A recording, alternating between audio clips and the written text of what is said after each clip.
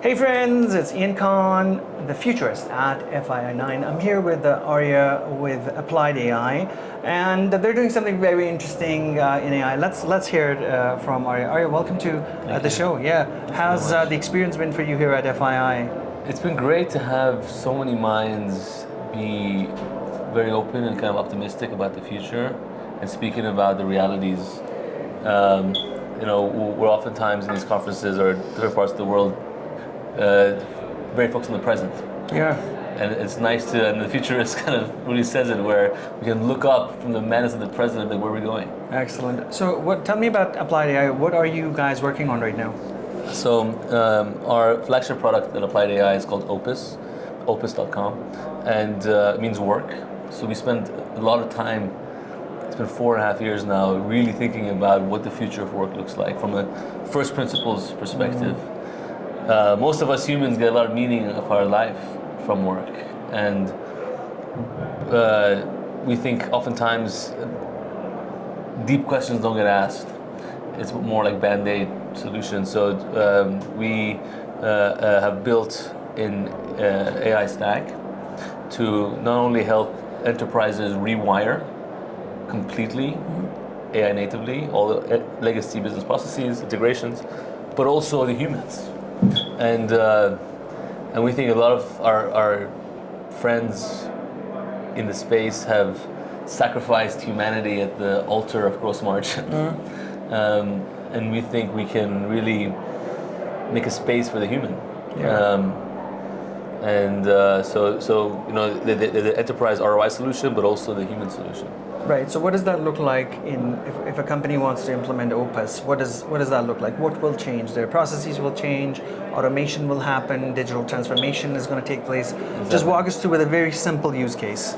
Okay. Yeah. So usually what happens is there's how it is today is you're a process owner in business. Yeah. You want to get change. You hear all this AI stuff. You're here and you get this anxiety. You're like, okay, I gotta do something. And then you have to go to IT. It's centralized. They have 100 things going on. You have to explain your process and the change. So you lose a lot of signal. And then IT has to go and do an RFP and some POC, get it out there, do a vendor selection, vendor onboarding, then the production. So you as a process owner, the business side, have 9 to 12 months before you see your workflow changed. And the enterprise has to do that 1,000 times. Yeah. So we think it should be decentralized. So Opus empowers the edge, the process owner, to be able to, in natural language, explain their process or their intention. We then re-engineer and reimagine an AI native workflow, a point where the humans should be mid-mile, because these are all regulated industries and high cost of error. And then it goes from 9 months to probably 2 days. Okay, wow. Yeah, and it goes from $2 million to one of these Accentures of the world to $1,000. Yeah, wow.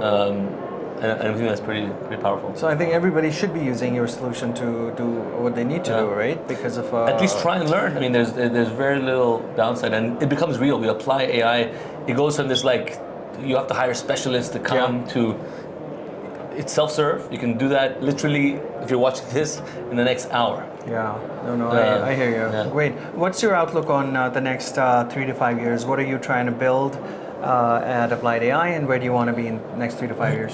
So we think there's 1 billion knowledge workers in the world earning 12 trillion. And if we do not share the productivity gains we see from AI with labor, I think we're at a pivotal point in our story. We've learned from the past, the last time we've had these industrial revolutions, the capital basically accrued all the value and labor didn't stand for it. You know, we had Cold War, we had many situations. So our plan is to build a human expert cloud where it's a home for 30 million, 40 million knowledge workers to be able to reprice themselves from time, FTE, salary, to output. How much will an insurance claim cost? Yeah. Almost like how Uber has done that in transport.